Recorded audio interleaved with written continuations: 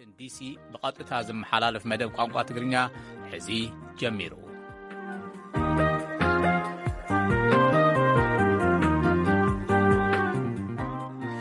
ከመይ ተምሲኡ ዝኸበርኩም ሰማዕቲ ሎም መዓንቲ ሶሉስ 2 ጳጉሜን 2013 ዓመተ ምህረት ወይ 7 መስከረም 2021 መደብ ዘተኣናግደኩም ገብረ መድህን እየ። ዜና ብምቕዳም ኣብ ሰሜን ኢትዮጵያ ዘሎ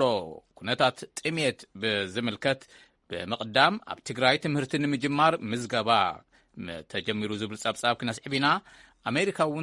ኣሜሪካና እውን ተቐሪቡሎ ናይ ፕሮግራም መዘኻኸርን ርእሲ ዓንቀጽ እውን ከምኡ ንኹሉ ምሳና ጽንሑ ዜና ሒዝ ዘሎ በትረ ስልጣን እዩ።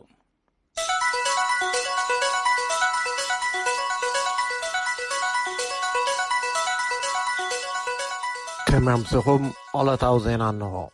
ኣብ ሰሜን ኢትዮጵያ ዝጀመረ ውግእ ናብ ካልኦት ከባቢታት ድሕሪ ምልሓኹ ኣብ ክልላት ኣምሓራን ዓፋርን ን300,000 ህዝቢ ኣፈናቒሉ 1.7 ሚልዮን ድማ ንጥሜት ኣቃሊዑ ይብል ፕሮግራም መግቢ ዓለም። ኣብ ኢትዮጵያ ን12 ሚልዮን ህዝቢ ንምቕላብ ን$426 ሚልዮን ሰፊሕ ፋይናንሳዊ ሕፅረት ከም ዘጋጠመ እውን ሓቢሩ። WFP ኣብ ዝወርሒ እዚ ነቶም ጎረባብቲ ብኹናት ዝማሰነት ትግራይ ዘለዉ ማሕበረሰባት ህጹጽ ሓገዝ ናይ ምብጻሕ ጻዕርታት ከም ዝጀመረ እውን ኣፍሊጡ።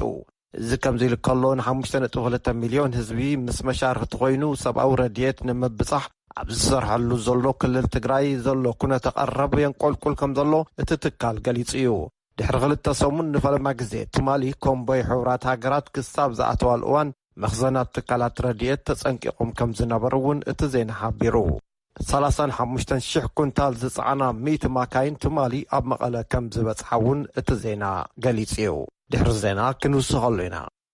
ዴልታ ዝዓይነቱ ቫይረስ ኮሮና ናብ ኢትዮጵያ ከም ዝኣተወ ሚኒስቴር ጥዕና እታ ሃገር ኣረጋጊጹ። ዝሓለፈ ቅነ ጥራሕ ኣብ ዝተኻደ ምርመራ ልዕሊ 8,000 ሰባት በቲ ቫይረስ ተለኺፎም ከም ዝተረኸቡ እቲ ቤት ዕዩ ኣፍሊጡ። ሚኒስትር ጥዕና ኢትዮጵያ ዶክተር ሊያ ታደሰ ዴልታ ቫይረስ ኣብ ኢትዮጵያ ከም ዝተኸሰተ ምግላጽን ዝሓበረ ትካል ዜና ኢትዮጵያ በቲ ሓድሽ ዓይነት ቫይረስ በዝሒ ዝሓሙ ዝሳቐዩን ዝሞቱን ሰባት ኣዝዩ ይንህር ከም ዘሎ ተጠቒሱ ኣሎ ይብል መለስካቸው ኣምሃ ዝለኣኾ ሪፖርት። ሚኒስትር ጉዳያት ውሽጢ ሃገር ሱዳን እቶም ኣብ ካርቱም ዝተታሕዙ ልዕሊ 70 ካርቶናት ኣጽዋር ኣካል ብነጋዱ ኣጽዋር ዝኣተወ ሕጋዊ ኣቑሑ እዩ መባሉ ትካል ዜና ሮይተርስ ገሊጹ። ሰበስልጣን ሱዳን ነቶም ካብ ካርቱም ብነፋሪት ዝኣተዉ ካርቶናት ከም ዝሓዙ ዝገለጸ ዜና እቶም ኣጽዋራት ኣብ ልዕሊ መንግስቲ ገበናዊ ተግባር ንምፍጻም ኣብ ጥቕሚ ክውዕል እዩ ዝብል ጥርጣረ ሓዲርዎም ከም ዝነበረ ንትካል ዜና ሱና ብምጥቃስ ጸብጺቡ። ንናይ ለይቲ መጉልሂ ኣቑሑት እውን ዝሓወሰ እቶም ኣጽዋራት ቀዳም ምሸት ብነፋሪት መንገዲ ኣየር ኢትዮጵያ ናብ ካርቱም ዝኣተወ እዩ። ብሰንኪ ዝለሓኾ ውግእ ናይ ትግራይ ከምኡ እውን ይህነፅ ዘሎ ገዚፍ ግድብ ህዳሴ ኣብ መንጎ ሱዳንን ኢትዮጵያን ውጥረት ነይሩ ከም ዘለውን እቲ ዜና ይሕብር። ኣብ ጊኒ ዕልዋ መንግስቲ ፈጺሞም ንሃገራዊ ፓርላማ ዘፍረሱ መራሕቲ ሰራዊት መሰጋገሪ መንግስቲ ከም ዘቆሙ ገሊጾም። እዚ መግለጺ ትማሊ ሶኒ ዝተቓልሐ ድሕሪ ሓባራዊ ኣኼባ ኣዘዝቲ ሰራዊትን ሰበስልጣን ሰንበት ዝተኣስሩ ፕረዚደንት ኦልፋ ኮንዴን ዘካየድዎ ሓባራዊ ኣኼባ እዩ። ወታደራዊ ኮሎኔል መሟዳይ ዱምባያ መንግስቲ ሃገራዊ ሕብረት ከቕውም እዩ ዝብል መብፅዓ ሂበሎ። እዋን ስግግር ይብል ንሱ ኣብ ትሕቲ ተስፋን ምስ ባዕላ ዝተዓረቐትን ንኩሎም ደቃ እትበቅዕን ሓዳሽ ጊኒ ክትህልወና እዩ ይብል። ንሰበስልጣን መንግስቲ ዝነበሩ ናይ ምህዳን ወፍሪ ኣይክህልን እውን ይብል። ናይ ጊኒ ፕረዚደንት ኣልፋ ኮንዴ ኣብ ጎኒ እቶም ኮሎኔል ኣብ ሓደ ክፍሊ ኮፍ ኢሎም ዘርኢ ፎቶግራፍ ኣብ ማሕበራዊ ሚድያ ተረኣየሎ። 83 ዓመት ዝዕድሚኦም ኮንዴ ጉድኣት ከም ዘይወረዶምን ምስ ሓኻይሞም ይራኸቡ ከም ዘለውን እውን ወታደራዊ መራሕቲ እቲ ሃገር ይገልጹ። ሕቡራት ሃገራት ፈረንሳይን ደንበ ማሕበረሰብ ቁጠባዊ ሃገራት ምዕራብ ኣፍሪካን ግና ነቲ ኣብ ጊኒት ዝተኸሰተ ዘይምርግጋእ ኮኒኖም ኣለዉ። ሚኒስትር ጉዳያት ወጻኢ ዩናይትድ ስቴትስ ብወገኑ ነቲ ዕልዋ መንግስቲ ብምውጋዝ ሕገ መንግስታዊ ዘይኮኑ ስጉምትታት ንሰላምን ምርግጋእን ዕድላትን ጊኒ ዝሽርሽር እዩ ክብል ኣጠንቂቑሎ። እስራኤል ሎሚ ሶሉስ ወታደራዊ ማዓስከር ሃማስ ኣብ ዝበለቶ ስፍራ ደብዳብ ነፈርቲ ከም ዝፈጸመት ኣፍሊጣ። ሰራዊት እስራኤል ኣብ ዝዘርግሖ መግለጺ እቲ ደብዳብ ዝተፈጸመ ድሕሪ ሃማስ ናብ ግዝኣት እስራኤል ዝለኣኾ መደናገሪ ባሉን ምዃኑ ተቒሱሎ። በቲ ደብዳብ ነፈርቲ ዕላማ ዝተገብረ ኢንዱስትሪ ሮኬትን ማዓስከር ሰራዊትን ሃማስን ከም ዝኾነ እውን እቲ መግለፂ ሓቢሩሎ። ብዛዕባ ዝወረደ ጉድኣት ኣብ ልዕሊ ህይወት ሰብ ግና ዝተዋህበ ጽጹይ ሓበሬታ የለን። ኣብ ደቡብ ኣፍሪካ ብሰንኪ ኮቪድ-19 በዝሒ ትምህርቶም ዘቋረጹ ተምሃሮ ብ3 እጥፊ ከም ዝወሰኸ ሓደ መጽናዕቲ ኣረጋጊጹ። ሰበስልጣን ትምህርቲ ንመኽሰብ ዘይቆሙ ትካላትን ድማ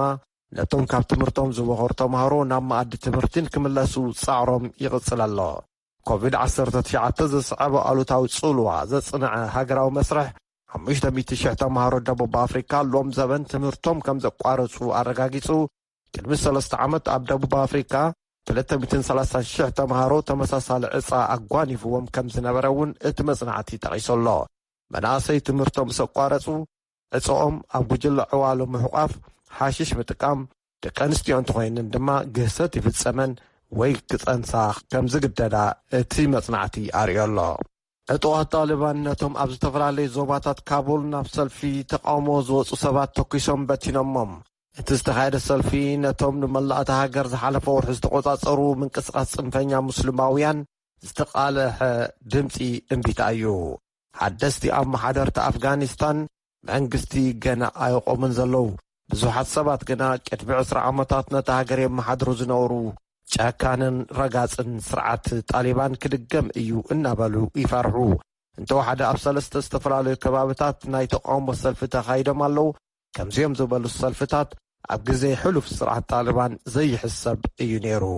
ሚኒስትር ወፃኢ ኣሜሪካ አንቶኒ ብሊንከን ከምኡውን ሚኒስትር መከላኸሊ ኣሜሪካ ሎይድ ኦስትን ሎሚ ሰሉስ ምስ ቃታራውያን መዘንኦም ተዘራሪቦም ብዛዕባ ኣሜሪካውያንን ኣፍጋኒስታውያንን ካብ ሃገሮም ዝወፅሉ ካልኦት ጉዳያትን እዮም ተመኺሮም። ድሕሪ ናይ ክልቲኦም ወገናት ኣኼባ ትዊተር ዝጸሓፉ ብሊንከን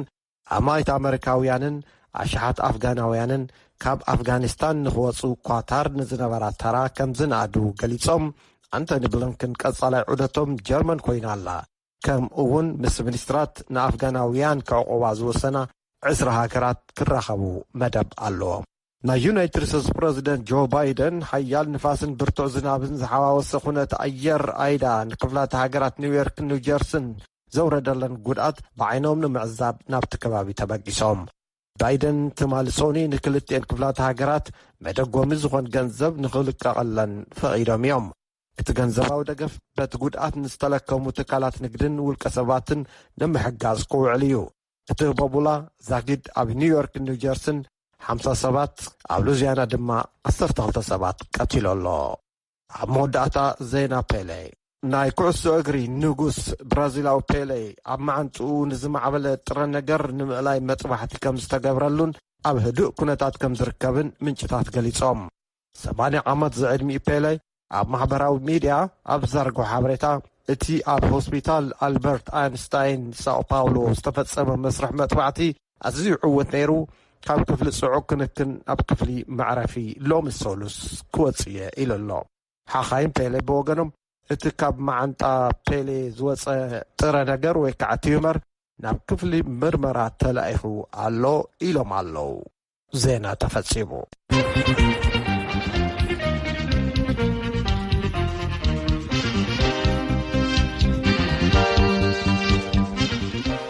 ነመስግን በትረን ዜና እዚ ሬድዮ ድምፂ ኣሜሪካ እዩ። ናብ ፈላማይ ጸብጻብ ክንሓልፍ ኣብ ሰሜናዊ ኢትዮጵያ ዘሎ ግጭት ኣብ ዝሰፍሓሉ እዋን ኣብ ክልላት ኣምሓራን ዓፋርን 300,000 ክፈናቐሉን 1.7 ሚልዮን ናብ ጥሜት ገጾም ክኸዱን ኣገዲዱ ኣሎ ክብል ፕሮግራም ምግቢ ዓለም WFP ኣፍሊጡ። ኣብዚ ዓመት ን12 ሚልዮን ተጸበይቲ ንምሕጋዝ ተወሳኺ ገንዘብ ከም ዘድልዮን ተማሕፂኑ ኣሎ። ኣብቲ ብኩናት ዝተሓመሰ ትግራይ ዘሎ ሕፅረት ምግቢ እውን እናኸፍአ ምኻዱ ቀፂሉ ኣሎ ይብል ፕሮግራም ምግቢ ዓለም። ኣብ ክልል ዓፋር ብሰንኪ ቢሮክራሲያዊ ማሕለኻታትን ካሊእ ጸጋማትን ጠጠው ኢለን ከም ዝቐነያ ዝገለጸ ወሃብ ቃል WFP ቶምሰን ፍሪ ገለ መካይን እውን ብነበርቲ እቲ ከባቢ ከም ዝተጠቕዓን ከም ዝተዘረፋን ተጠቒሱሎ ወይ ድማ ጠቒሱሎ። እስክንድር ፍሬውን ሊዛ ሽለይንን ዝለኣኽብዎ ጸብጻብ ተወልወለ ገብርኤል ጠሜሩ ከቐርቦ እዩ። ኣብዚ ወርሒዚ WFP ናብቶም ምስ ክልል ትግራይ ዘዋስኑ ከባብታት ህጹጽ ረድኤት ምብጻሕ ጀሚሩሎም ምስ ፌደራልን ክልላውን መንግስታት ብምውህሃድ ኣብ ዓፋር 530,000 ኣብ ኣምሓራ ድማ 250,000 ሰባት ህጹጽ ረድኤት ከብጽሓሎም ይሰርሕ ኣለኹ ይብል ፕሮግራም መግቢ ዓለም። ብኻል ወገን ኣብ ትግራይ ዘሎ ውሕስነት መግቢ እናሓመቐ ብምኻዱ ንድልየት 5.2 ሚልዮን ተጸበይቲ ንምዕንጋል ምስ መሻርክተይ ኮይነ እሰርሕ ኣለኹ ይብል WFP። ክሳብ ትማሊ ንኽልተ ሰሙን ዝኸውን መካይን ረድኤት ናብ ትግራይ ብዘይምእታወን ኩሉ ቀረባትና ተጸንጭቑ እዩ ነይሩ ዝብል WFP ሕጂ ግን 3,500 ሜትሪክ ቶን ዝፀዓና ልዕሊ 100 ናይ ጽዕነት መካይን ትግራይ ከኣትዋ ምኽኣለን ኣፍሊጡሎም። እተን ቃፍላይ ብሰላም ትግራይ ከኣትዋ ፌደራልን ሰበስልጣን ክልል ዓፋርን ዘረኣይዎ ምትሕብባር ድማ ፕሮግራም መግቢ ዓለም WFP ሞጊሱሎም። እዚ ከምዚ ኢሉ እንከሎ ወሃቢ ቃል WFP ቶምሰን ፊሪ ኣብ ክልል ትግራይ ዘሎ ተጸባይ መግቢ ክበጽሖ እንተኾይኑ በብመዓልቱ 100 መካይን ከኣትዋ ኣለወን ኢሉ ንVOA። ኣብ ክልል ዓፋር ብሰንኪ ቢሮክራስያዊ ማሕለኻታትን ካልእ ጸገማትን ጠጠው ኢለን ከም ዝቐንያ ዝገለጸ ቶምሰን ፊሪ ገለ መካይን እውን ብነበርቲ ተኸባቢ ከም ዝተጠቕዓን ከም ዝተዘርፋን ጠቒሱሎም። ኣቐድም ኣቢለን ናብ ትግራይ ረድኤት ከብጽሓ ዝኸዳ 72 መካይን ኣይተመለሳን ዝብል ጸብጻብ መንግስቲ ግን ምስ መሻርክቶም ኮይኖም የጻሪዎ ከም ዘለዉ ኣብ ኢትዮጵያ ሓላፊት ኮሚኒኬሽን ፕሮግራም መግቢ ዓለም ክሌር ኔቪል ንVOA ተዛሪባላ። ሚኒስቴር ሰላም ኢትዮጵያ ሙፈሪያት ከሚል ኣቐድም ኣቢላ እተን ዘይተመልሳ መካይን ኣብ መዓላ ኩናት ከም ዘይወዓላ ክረጋገጽ ንደሊ ኢና ኢላ ነይራ እያ።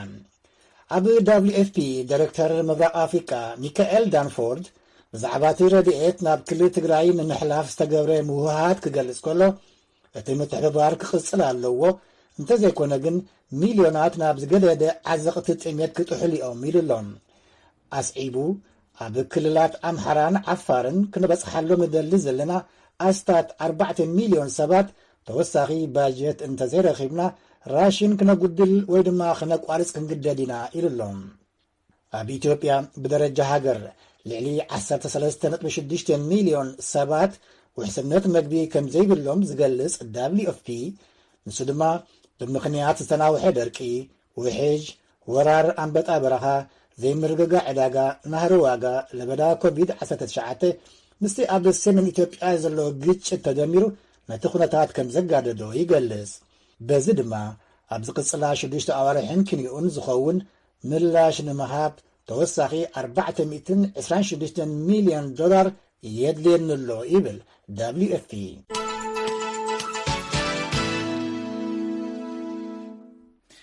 ክንቕጽል ናብቲ ኻልኣይ ጸብጻብ ኣብ ክልል ትግራይ ንልዕሊ 1 ዓመትን 6 ኣዋርሕን ተቋሪጹ ዝነበረ ትምህርቲ ንምጅማር ኣብያተ ትምህርቲ ምዝገባ ከም ዝጀመራ ተፈሊጡ።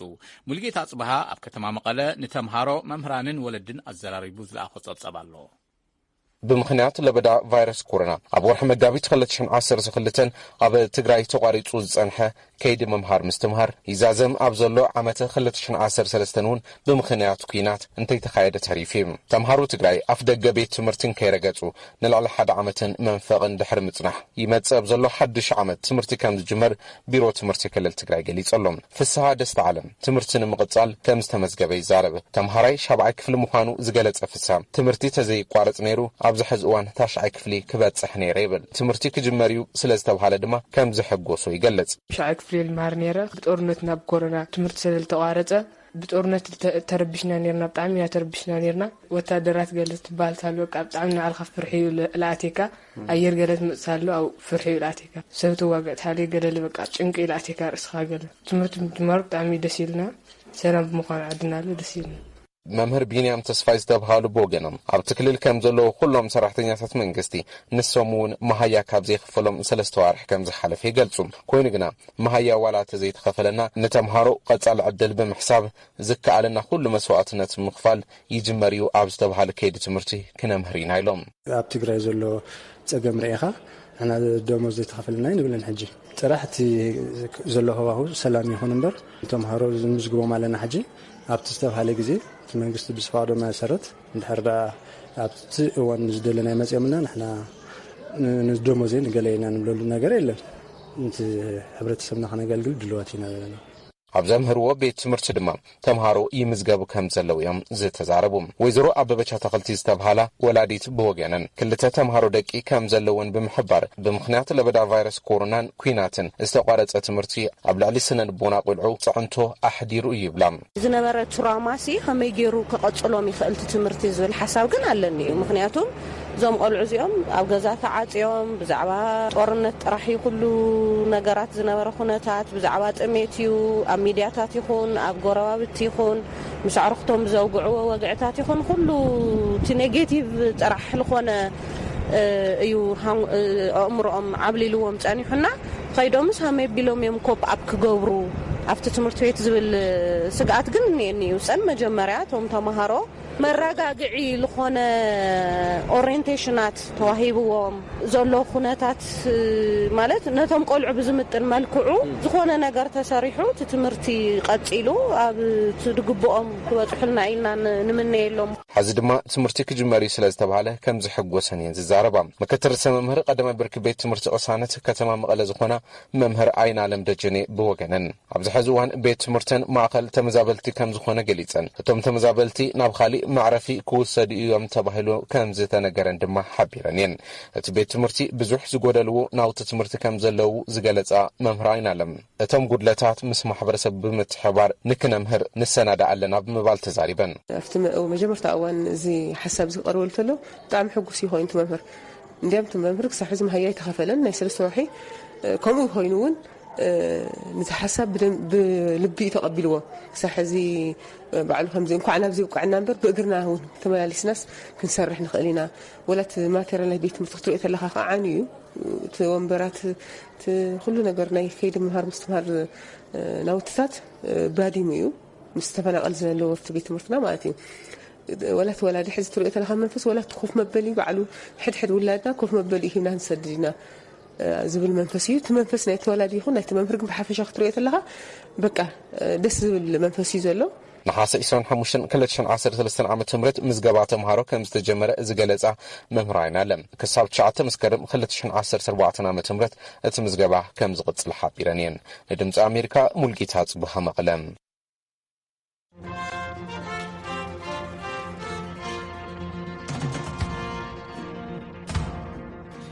ካብዚ ካብ ዋሽንግተን ዲሲ ዝመሓላለፍ ዘሎ ረድዮ ድምፂ ኣሜሪካ ትሰምዑ ኣለኹም ዝኸበርኩም ሰማዕቲ ሕዚ ድማ ናብ መደብ ኣሜሪካና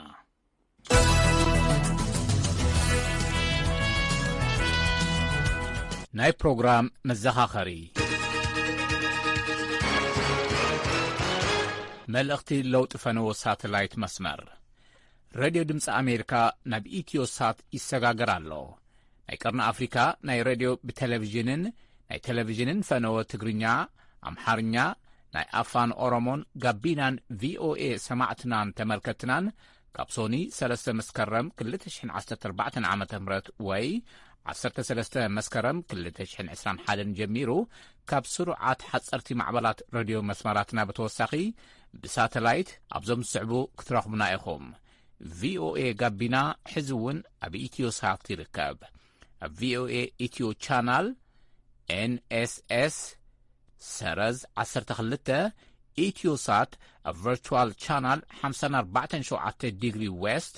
ናይ ቨርቹዋል ቻናል ሲስተም መፍለይ ቁጽርታት VC/SID ንናይ ኢትዮጵያ ተመልከትናን ሰማዕትናን 6230 ናይ ሶማልያ 6231 ንኬንያ 6232 ንቪኦኤ 24 ተኸታተልቲ 6233 ከምኡውን ንቪኦኤ ቲቪ ኣፍኔት HD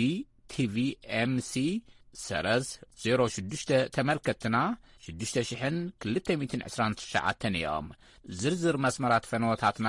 ካብ ዌብሳይትናን ማሕበራዊ መራኸቢ ገጻትናን እውን ክትረኽብዎ ትኽእሉ ኢኹም ድምፂ ኣሜሪካ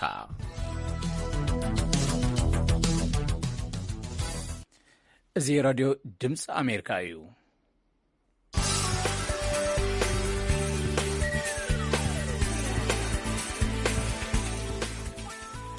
ቅድም ኢሉን ዝተፈጥረ ጌጋ ናይ ቴክኒክ ጌጋ ይቕሬታ ካብዚ ካብ ዋሽንግተን ዲሲ ዝመሓላለፍ ዘሎ ድምፂ ኣሜሪካ ኢኹም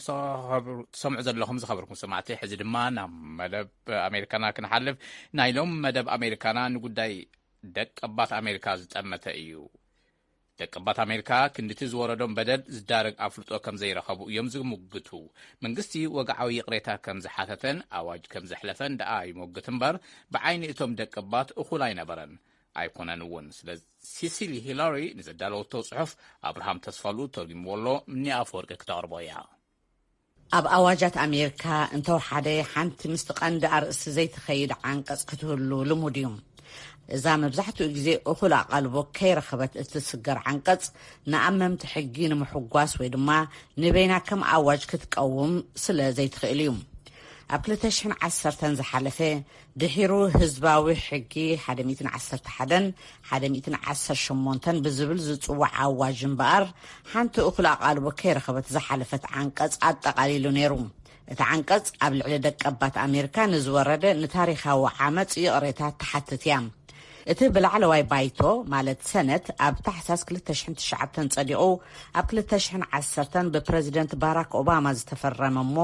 ዳሕራይ ሕጋውነት ዝለበሰ ኣዋጅ ንዓመታት ዝኸደ ኣድልዎ ዝንቡዕ ፖሊሲ ጥሕሰት ኣብ ልዕሊ ባህልን መንነትን ብምእማን ንደቀባት ኣሜሪካ የቕሬታ ዝሓትት እዩ እታ ናይ የቕሬታ ዓንቀጽ ኩሉ እቲ እንደልዮን እንጽበዮን ተጠቓልልያ ይብል ካብ ደቀባት ዓሌት ዩሺ ዝኾነ ዶክተር ንጅል ቢግፖንድ ዶክተር ቢግፖንድ ምስ ኣባል ባይቶ ካንሳስ ዝኾነ ሳም ብራውን ባንክ ባይቶ ኣሜሪካ ወግዓዊ የቕሬታ ዝሓተሉ መንገዲ ኣብ ምስራሕ ይጸኒሑ እቲ ዝጽበዮ የቕሬታ ምስ ሓለፈ ግን ብኸምቲ ዝሓሰቦ ስለ ዘይኮነ ሕጉስ ኣይኮነን እቲ ምኽንያት ድማ እቲ ዓንቀጽ ኣብ ካልእ ናይ ምክልኻል ዝምልከት ኣዋጅ ተጠቓሊላ ምውፃእን ንበይና ከም ሕጊ ዘይምስፈራን ቀንዲ ቅሬታ ዶክተር ቢግፖንድ እቲ ዓንቀጽ በቲ ኣብ ልዕሊ ደቀባት ኣሜሪካውያን ዝተፈጸመ ግፍዒ ፕረዚደንት ኣሜሪካ ወግዓዊ ይቕሬታ ክሓትት ከም ዘለዎ እውን ትጠቅስ እያ እንተኾነ እቲ ዓንቀጽ ኣብ ዓብዪ ፈጺሙ ዘይምልከተ ኣዋጅ ተቐቢራ ምውፃኣ ዋላቶም ዝምልከቶም ደቀባት ኣሜሪካ እውን ከም ዘይፈልጥዋን ዘየስተውዕሉላን ዶክተር ቢግፖንድ ይሕብር ስለዚ እምበኣርዮም እቶም ኣበገስቲ ናይቲ ዓንቀጽ እኹል ኣቓልቦ ሞታን ክረክብ ኣብቲ ወግዓዊ ጽምብል ዝግበሮ ሮዝ ጋርደን ናይ ህንፃ ቤተ መንግስቲ ዋይት ሃውስ ክኸውን ዝጽበዩ ዘለዉ ንዕኡ ድሪኺት ንምግባር ከዓ ይቕሬታ ብዝብል ኣርእስቲ ሰፊሕ ጎስጓስ ጀሚሮም ኣለዉ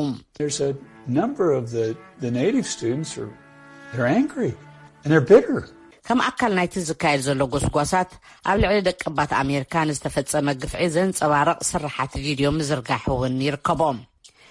መንግስቲ ኪንዮ ናይ ጽሑፍ ይቕሬታ ክኸይድ ከም ዘለዎ ዝምግቱ እውን ኣለዉ ኣብ ክንድኡ ኣብቲ ሕጂ ዝርአ ዘሎ ኣድልዎ ብምትኳር ዳግም ዝሕደስሉ መንገዲ ምንዳእ እዩ ምስ ካልኦት ኣብ ልዕሊ ደቀባት ከቢድ ግፍዒ ዘውረዳ ብምንጽጻር ኣሜሪካ ነቲ ጉዳይ ወግዓዊ ኣፍልጦን ግቡእ ካሕሳን ኣብ ምሃብ ድሒራ ከም ዘላ እዮም ዝምግቱ ተመራመርቲ ናይቲ ዓውዲ ካልእ እንተተረፈስ ኣብ ሮዝ ጋርደን ዝግበር ወግዓዊ ይቕሬታን ጽምብልን ድማ እኹል ኣቓልቦ ክረክብ ከም ዝኽእል የመልክቱ ብዘይካቲ ብመንግስቲ ዝግበር ወግዓዊ ይቕሬታ ናይ ዳግመ ሕውየትን መደባት ነቲ ዝተፈጸመ በደላት ኩሉ ህዝቢ እውን ንኽፈልጦ ግቡእ ግንዛቤ ክሓድርን ሰፊሕ ሸፈነን ጎስጓሳትን ክግበረሉ ከም ዝደልዩ ድማ ይዛረቡ ተጣበቕቲ ኣብዚ መዳይ ቀዲማ ብምንጽጻር እትረአ ካናዳ እያ ኣብ 1998 ዘሕለፈቶ ወግዓዊ ናይ ይቕሬታ መግለጽን ንዳግመ ሕውየት ደቀባት ዝውዕል በጀትን እውን ፈሊኣ እያ بمسارة أواج نمدنفع دقبات كندا زوعل 350 مليون دولار بجت منغست سلعوم اتغنزب كوميشن حقن عرقن بمقام ندقبات تمهارو ابتمرتم زحجزن اونتاو ادلو زهبنيوم أستراليان نيوزيلاندن ون قبل دقبات بزوره دقفعي وقعوي قريتا حاتيتنين. I often wonder what would it be if we just left us alone in our homeland. نيوزيلندا أبشحن 1998 قبل على حزب مأرين استجبره من زعمريتن بدلن وقعوي يقريتا حاتيتاني رام. قدماي منستر أسترالياون بتمساسالي قبل تشحن شمونتن ندقبات وقعوي يقريتا حاتيتم نيرم. أمريكاون أبكال قداتي وقعوي يقريتا كاب محتاتها بكورتن. ንኣብነት ኣብ ካልኣይ ኩናት ዓለም ኣብ ልዕሊ ጃፓን ዝተፈጸመ መጥቃዕቲ ኒውክሌራዊ ኣጽዋር ከምኡውን ኣብ 1893 ንንግስነት ሃዋይ ኣብ ምዕላው ዝተጻወተቶ ተራን ካልእ ኣጋጣሚታትን ይቕሬታ ሓቲታላ እቲ ንብዙሓት ስግንጥር ኮይኑ ዘሎ እምበኣር ኣብ ልዕሊ ደቀባት ኣሜሪካ ንዝተፈጸመ በደል ብወግዒ ምቕባል ክሳብ ክንዲዚ ምድንጓይን ምዝሕታሉን እዩ በበይኖም ሓገግቲ ኣካላት ኣሜሪካ ኣብ ልዕሊ ደቀባት ንዝፈጸመቶ ግፍዒ ብግቡእ ክትምርምሮን ዝግብኦ ካሕሳ ክትከፍልን ደጋጊሞም ይፈትኑ ዳ እምበር ክሳብ ሕጅስ ዝግብኦ ኣቓልቦ ኣይረኸበን ፕሬዚደንት ባይደን ነዚ ጉዳይ ዝግብኦ ኣቓልቦ ክህብዎን እቶም ግፍዒ ዝወረዶም ድማ ባዕላቶም ንቕድሚት መጺኦም ዛንተኦም ክነግሩን እዩ ዘሎ ምሕፅንታ ኣብቲ ጉዳይ ዝሰርሑ ዘለዉ ኣካላት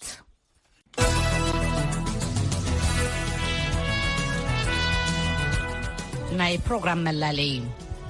ኣብዚ ዝመጽእ ቀዳመ ሰንበት መበል 20 ዓመት 11 መስከረም ወይ ከዓ ሰፕተምበር 11 ዝዝክር መደብ ከነዳሉ ኢና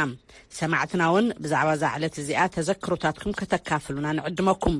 ብድምፅኩም ቀሪፅኩም ክትልእኹልና እንተደሊኹም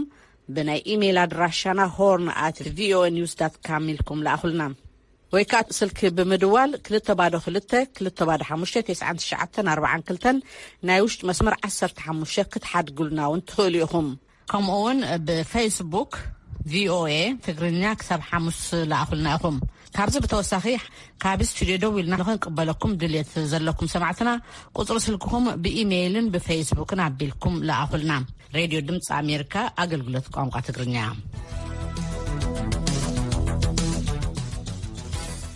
እዚ ሬድዮ ድምፂ ኣሜሪካ እዩ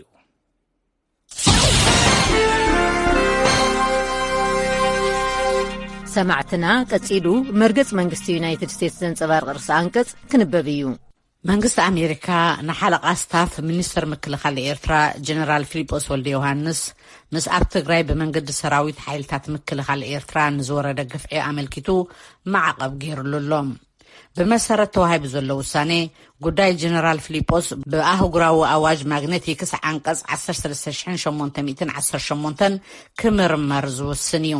እዚ ዝተጠቕሰ ኣዋጅ ንሰብኣዊ ግፍዕን ብልሽውናን ኣመልኪቶም ብዜጋታት ወጻኢን ዝተፈጸሙ በደላት ዝምርምር እዩ ኣብ ትሕቲ ትእዛዝ ጀነራል ፊሊጶስ እምበኣር ሰራዊት ኤርትራ ኣብ ኢትዮጵያ ጾታዊ ዓመፅ ግፍዒ ቅትለት ሲቪላውያን ዜጋታት ምብራስን ምርሳይን ውልቃዊ ንብረት ገይሮም እዮም ብመሰረት ሓበሬታት ተመዛበልቲ ሰራዊት ኤርትራ ኮነ ኢሎም ኣብ ልዕሊ ተወላዶ ትግራይ በደል ኣውሪዶም እዮም ንውሽጣውያን ተመዛበልቲ ናብ መንበሪታቶም ተመሊሶም ሰላማዊ ናብርኦም ከይገብሩ ብወገን ሓይልታት ምክልኻል ኤርትራ ክልከላ ከም ዘጓነፎም እውን ሓቢሮም መንግስቲ ኣሜሪካ ነቲ ኣብ ልዕሊ ሰላማዊ ህዝቢ ዝተፈጸመ ቅትለት ጾታዊ ዓመፅን ምምዝባልን ኣትሪሩ ይኹንን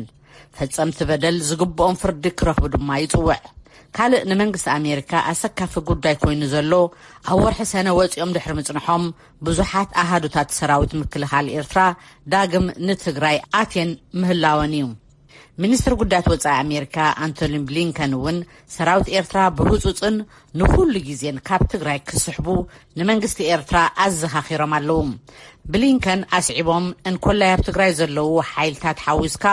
ኩላቶም ኣብ ልዕሊ ሰላማዊ ህዝቢ ዘውርድዎ ዘለዉ ግፍዒ ደው ከብሉ ረድኤት ናብ ደላይ ህዝቢ ክባጻሕ ዘይተገደበ መንገዲ ክኸፍቱ ንኹናት ደው ከብሉን ንምቁራጽ ተጻብኦታት ከውሕስን ጸዊዖም ኣብ ክፍሊ ገንዘብ ኣሜሪካ ሓላፊት ጉዳይ ናይ ወጻኢ ሃብቲ ዝኾና አንድሪያ ጋኪውን እቲ ኣብ ልዕሊ ጀነራል ፊሊጶስ ተወሲዱ ዘሎ ማዕቐብ ኣሜሪካ ግፍዒ እናተፈጸመ ስቕ ኢላ ከም ዘይትርኢ ምስክር ኢለን መንግስቲ ኤርትራ ሓንሳብን ንሓዋሩን ሰራዊቱ ካብ ትግራይ ክስሕብ ድማ ጸዊዐን ኩላቶም ተቐናቐንቲ ሓይልታት ተጻብኦታት ኣቋሪጾም ኣብ ዝባን ጠረጴዛ ክዛተዩውን ካልእ ምሕፅንታ እተን በዓልቲ መዚ እዩ ብሊንከን ብወገኖም ሕቡራት ሃገራትን ማሕበረሰብ ዓለምን ንዘላቒ ሰላም ኢትዮጵያ ክሰርሑ ጸዊዖም ክብል ናይሎም ርእሲ አንቀጽ ይድምድም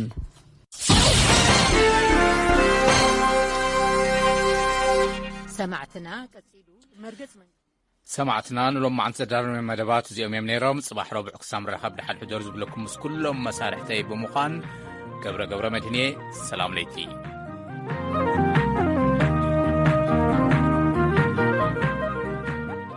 ዲሲ ብቐጥታ ዝመሓላለፍ መደብ ቋንቋ ትግርኛ ሕዚ ጀሚሩ